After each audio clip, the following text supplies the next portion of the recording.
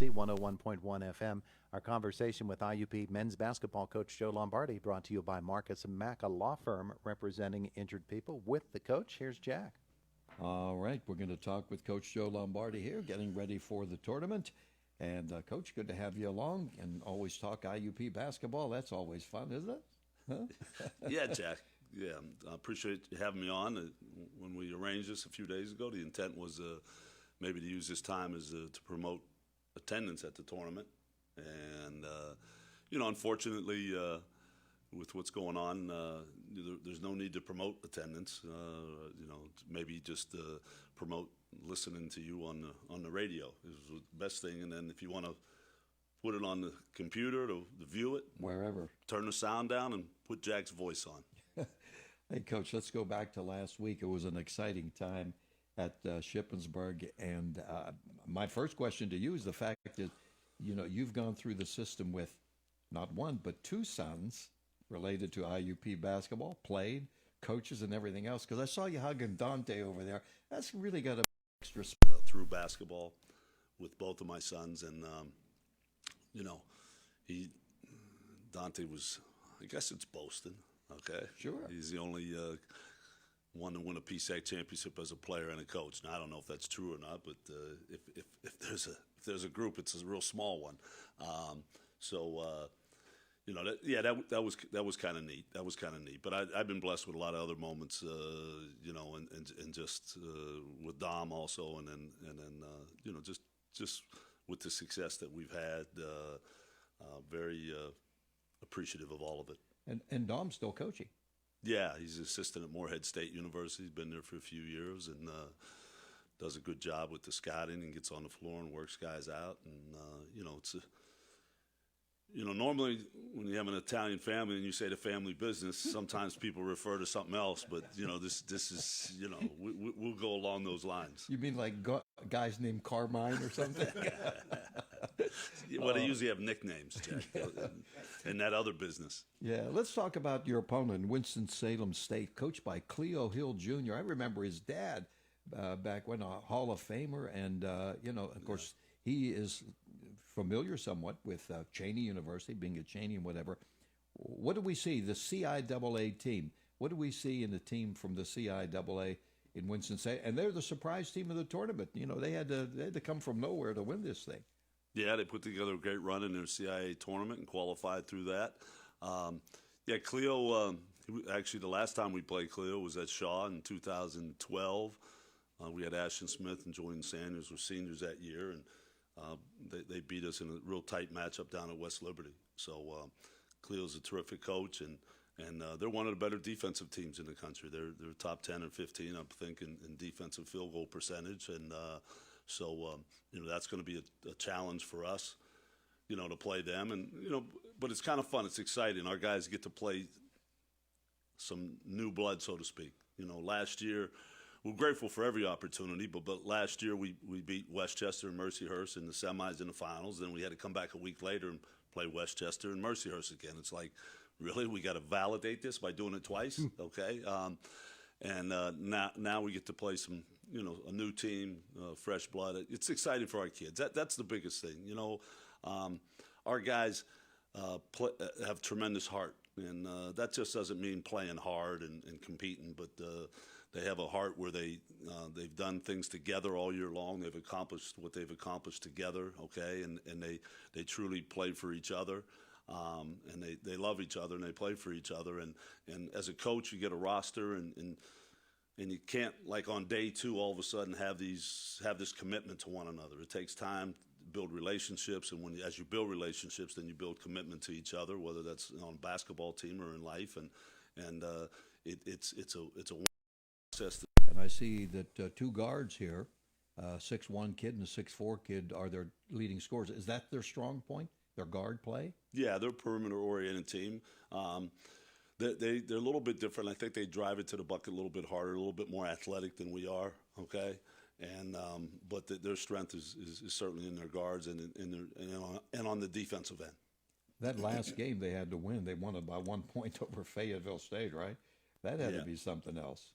Yeah, it was Fayetteville was in control, up by 10 with about 3-4 minutes to go, and it was a very unique comeback. The guy got fouled shooting a 3-point shot when they were down 4, and then he got the ball back. But some things fall their way, and that's tournament play. Sometimes it doesn't always make sense, Jack. Tony and I have talked about this many times on the air. How many 3-point plays, 3-point attempts, and fouls that develop into a 4-point play have we seen this year? There are a lot, aren't there?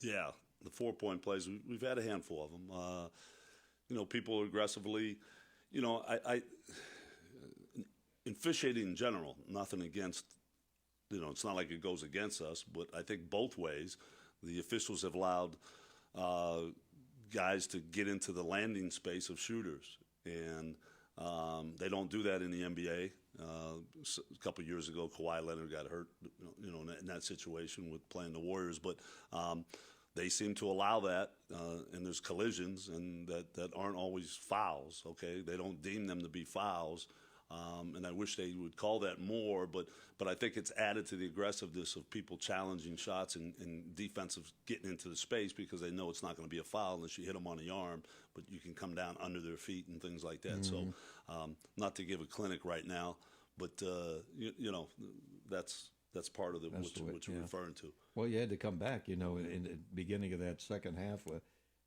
5 fouls against IUP to none.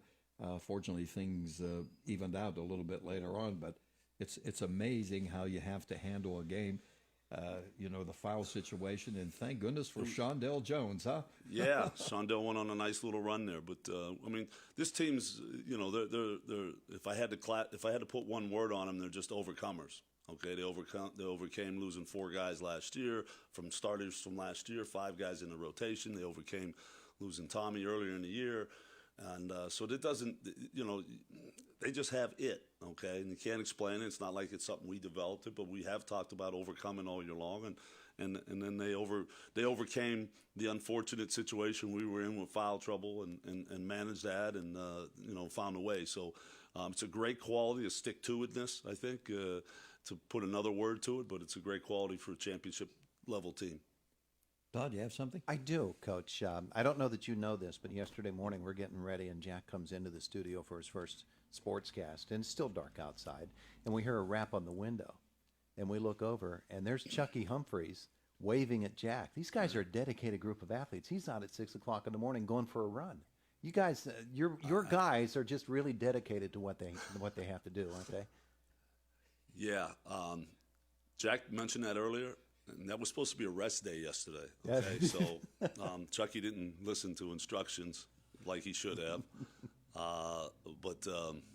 So yeah, they're dedicated. They're commitment. They're we talk about it in the year that when you get a championship ring, which these guys will be getting, it's a symbol of commitment to the process and commitment to one another. And they're great life lessons, great qualities in life, okay? You got to stay to the process. It doesn't always show the benefits that you like right away. Sometimes it doesn't come out till months later. Sometimes in life, the way you live your life the benefits doesn't come out till years later. And then there's commitment to one another. And it's just, being there to, thinking about others before yourself. Thinking about others before yourself, and that type of humility, and this group has an abundance of it. So it's really allowed it to become a single unit. Yeah, it's really a good group of guys. I just wanted to bring it up, Coach. This is unusual, this tournament, in a lot of ways, because it's split. We've got teams down there in West Liberty playing. Of course, here at IUP, Shippensburg, Fairmont State going at it. We were supposed to play Fairmont earlier this year. Somehow or another, they didn't want to play, but, who knows what. And then down you have West Liberty. It really, in more ways than one, is a very unique situation. Unfortunately, we're not going to be having fans, so we got to take it to the public. Yeah, Jack. Segueing into that, not everybody might even be aware of this, but because of the coronavirus and the concerns and everything, the NCAA is not allowing people to come to the games this weekend. And who knows, maybe they will even cancel the tournament a week from now. It's a very fluid situation. And it's disappointing. It's disappointing for our guys, disappointing for our fans. There's disappointment. But, I'd like to look at it like, you know, we got to step back. We're talking about sports, okay? We're talking about entertainment, all right?